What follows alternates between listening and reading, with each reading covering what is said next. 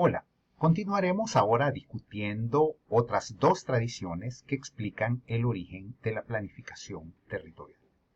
La tercera tradición consiste en el que denominamos el urbanismo moderno funcionalista. Este urbanismo es originado en buena medida en el trabajo del arquitecto conocido como Le Corbusier. Aquellos que hemos estudiado arquitectura lo reconocemos como una figura fundamental de la arquitectura moderna del siglo XX, que sin embargo también da un aporte central en términos urbanísticos con tres trabajos que realiza a inicios de la década de los 20. La Cité Contemporaine o Ciudad Contemporánea en 1922, la propuesta de Ville Radieuse o la Ciudad Radiante en 1924 y finalmente el Plan Voisin o Plan Vecino específicamente diseñado para París en el año de 1925. ¿Cuáles son las ideas que están detrás de las propuestas de Le Corbusier? Identifiquemos varias. Primero, entiende Le Corbusier que la ciudad cumple esencialmente cuatro funciones: habitar, trabajar, recrearse y circular. Además, estas funciones deben cumplirse de forma separada, en zonas homogéneas, un poco en la lógica que ya discutíamos antes de tratar de separar esos usos que muchas veces son conflictivos en el espacio urbano. En tercer lugar, hay también una intencionalidad de hacer una síntesis de esta ciudad moderna planificada con el ideal de ciudad-jardín o ciudad que comprende amplios espacios abiertos, pero que al mismo tiempo también es capaz de lograr altas densidades poblacionales gracias a las edificaciones en altura. Cuarto, se trata de esquemas donde las manzanas o bloques son amplios y dentro de las cuales se desarrollan volúmenes puros aislados. En quinto lugar, es importante hacer ver, en general, la prioridad que se le dará a los nuevos medios de transporte, que, por supuesto, a inicio del siglo XX, pues, son completamente novedosos, particularmente el caso del automóvil individual.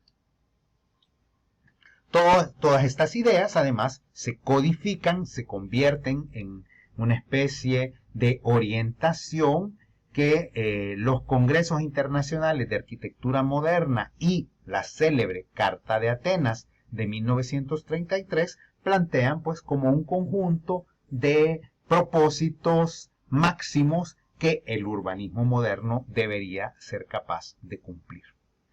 No es sino hasta después de la Segunda Guerra Mundial, es decir, ya en la segunda mitad del siglo XX, que comienzan efectivamente a darse las primeras realizaciones concretas. Veamos algunos casos. Bueno, primero siempre es importante ver algunos de los esquemas e ilustraciones que Le Corbusier, que sin duda era muy hábil para comunicar sus ideas, logró plantearnos. Aquí vemos, por ejemplo, ese primer trabajo de la Ville Contemporaine de 1922. En ellos, Le Corbusier presenta imágenes como las que tenemos acá. Por ejemplo, a la derecha, una fotografía aérea de Nueva York contra su propuesta de ciudad contemporánea ideal, que recuerda también pues, la importancia de estos edificios en altura, rascacielos, para lograr las altas densidades que comentábamos hace un momento. O lo podemos ver acá también con este dibujo y la fotografía nuevamente de Nueva York. Nueva York sin duda se vuelve como un modelo por el auge, digamos, de estos edificios en altura y que ahora Le Corbusier también va a emplear en esa propuesta de ciudad moderna. O veamos en este caso, en las imágenes de la izquierda, el plan vecino de París, donde vemos la fotografía aérea de la ciudad, como es de densa, una ciudad como París en su configuración tradicional, y luego en el dibujo vemos lo que Le Corbusier propone para dicha ciudad: grandes manzanas con ese edificio en altura al centro, rodeado de amplios espacios abiertos. Entonces es esa doble idea de lograr densidad gracias a la edificación en altura y por otro lado tener amplios espacios abiertos, ajardinados, para que la población pues tenga acceso a al sol, la luz, la ventilación y otros elementos que se han considerado pues favorables, digamos, para la salud de las personas. Sin embargo, probablemente la realización más significativa después de la Segunda Guerra Mundial en Europa se da en Londres. También ya lo hemos discutido, el caso de Londres, una ciudad que creció de una manera extraordinaria en el siglo XIX y que en el siglo XX sigue creciendo, y su plan, el plan para el Gran Londres, lo que se propone es abordar uno de esos temas críticos en la planificación urbana, como es detener o controlar la expansión de las grandes ciudades. Londres tiene ya 8 millones de habitantes en ese momento y continúa creciendo de una manera bastante dramática, digamos, desde la ciudad que era a inicios del siglo XX hasta esta línea, digamos, que se detiene en este gran cinturón verde, que justamente Abercrombie, que es el responsable de este programa, plantea un cinturón verde para contener la expansión de la ciudad. Y más allá de ese gran cinturón verde que no se podía urbanizar, crear una serie, estos círculos que vemos alrededor, de ciudades satélites o new towns, o pueblos nuevos, llamémosle así, que debían ser construidos para albergar, digamos, ese crecimiento poblacional. Abercrombie lo presenta también de esta manera, ¿verdad? La ciudad que concibe, digamos, estructurada alrededor del río Támesis, la City de Londres, que es el centro financiero, el West End, que es la zona, digamos, donde viven las personas de mayores recursos, incluyendo, por supuesto, la realeza, y toda esta zona naranja que también tiene, digamos, estas funciones de oficinas y más prestigiosas dentro de la ciudad. Y alrededor de él, como una serie de células, que de hecho es lo que vemos, numerosos barrios de diferentes condiciones donde debería habitar pues el grueso de la población. Una línea roja que alcanzamos a ver acá es la que define ese límite del anillo verde que contiene el crecimiento de la población. Resulta, como decíamos también, en la constitución de estos new towns, ciudades completamente nuevas o en algunos casos que se adhieren a pequeños pueblos que ya existían, pero estamos hablando aquí ya de pueblos localizados a una distancia importante de la ciudad, 60 kilómetros, 80 kilómetros, hasta 100 kilómetros, porque están más allá del anillo de contención verde y donde en principio podía entonces llegarse a albergar a todavía la nueva población que la ciudad iba a tener. Y para ello se utilizan modelos, en este caso viviendas unifamiliares, como lo que podemos ver también en la imagen, como parte, digamos, de esa nueva planificación. Algo parecido incluso también se hace en otras grandes ciudades europeas, como es el caso de París. París tiene un plan de ordenamiento de la región, porque se entiende que la ciudad hay que abordarla entonces ya no solo dentro de sus límites administrativos, sino que dentro de una mirada más amplia, regional o metropolitana, podemos decir, donde, por ejemplo, aquí en este caso de París, no se plantea un anillo verde, pero sí reservas importantes de zonas que no deberían de ser intervenidas y que podrían orientar pues el crecimiento urbano, además de poder disponer, por ejemplo, en estas zonas achuradas, las áreas para las actividades industriales. Y sin embargo, probablemente el ejemplo más emblemático de una ciudad moderna, según los principios que el mismo Le Corbusier había establecido, lo encontramos en América Latina, específicamente en el caso de Brasilia, cuyo plan maestro fue realizado por el urbanista Lúcio Costa en la década de los años 50.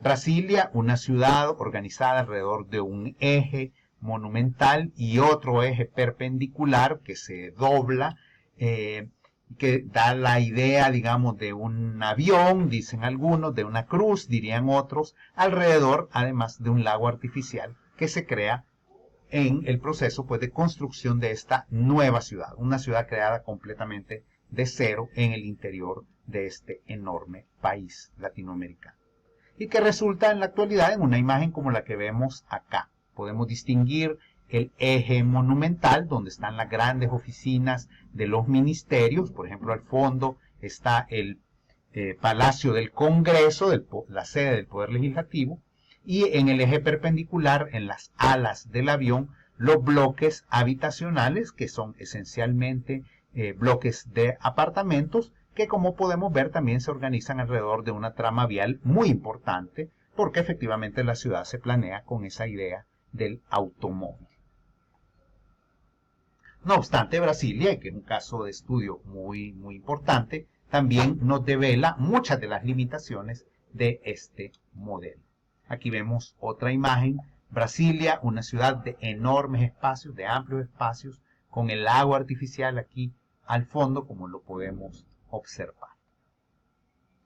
En América Latina incluso se produjeron otras experiencias que también se pueden documentar y estudiar, como por ejemplo la ciudad Guayana en Venezuela, creada de cero en los años 60 para favorecer la explotación de los recursos mineros e hidroeléctricos del oriente de Venezuela, a orillas del río Orinoco y Caroní, donde de hecho se construye una enorme presa, como podemos ver en esta imagen, y la ciudad pues que está a su alrededor. Todos estos entonces son intentos de ir haciendo otra ciudad u otro tipo de ciudad siguiendo la lógica de esos principios modernos. Y sin embargo, también debemos prestar atención a una cuarta tradición, una tradición que diremos es más de carácter económica, asociada a la posibilidad de planificar las actividades productivas en un país. Y esto tiene que ver indudablemente con lo que sucedió en 1917. La Revolución Rusa, pues, y el advenimiento del primer país socialista en el mundo, la Unión de Repúblicas Socialistas Soviéticas.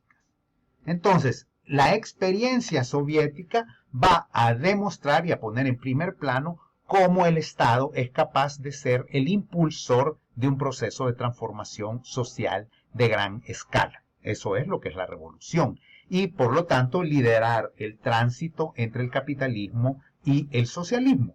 Para ello se requería pues una economía planificada, en este caso en la Unión Soviética, un comité estatal de planificación, donde se orienta cómo las fuerzas productivas se van a mover en pos del logro de determinados objetivos. Vamos a tener la experiencia de un primer plan quinquenal entre 1928 y 32 que impulsa la industrialización y un segundo plan en los años sucesivos para lograr la autosuficiencia agrícola. Y ahí vamos a tener pues esta glorificación soviética, digamos, de la industrialización, o incluso como lo vemos en esta imagen, Stalin, junto con el comisario encargado de la planificación urbana, desplegando pues una de estas nuevas visiones también de ciudad socialista.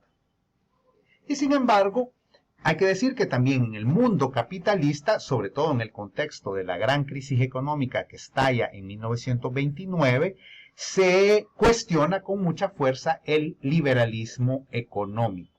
Y de hecho, cobra fuerza la idea de que el Estado puede tener un papel protagónico en la promoción del desarrollo. Lo que vamos a llamar las propuestas de este economista inglés, John Maynard Keynes, que establece pues estas posibilidades, como a través de la inversión pública en infraestructura y el estímulo de la actividad de los privados, la extensión de la seguridad social o de todas estas prestaciones vinculadas al empleo formal y obviamente la creación de empleos, sobre todo a través del gasto público. Todo esto lleva a una planificación más de carácter indicativo que va a estar muy asociado al ordenamiento territorial. Aquí vemos algunas imágenes ilustrativas, la gran crisis en Estados Unidos y la respuesta que se da, por ejemplo, en ese mismo país, con las obras del río Tennessee, o que están vinculadas incluso a la economía de guerra que luego la Segunda Guerra Mundial pues impone. Vemos grandes obras de infraestructura, la inversión pública como empresas, o incluso en el caso francés, donde el Estado lo que busca es localizar determinadas actividades económicas que antes se concentraban en París en su entorno. De esta manera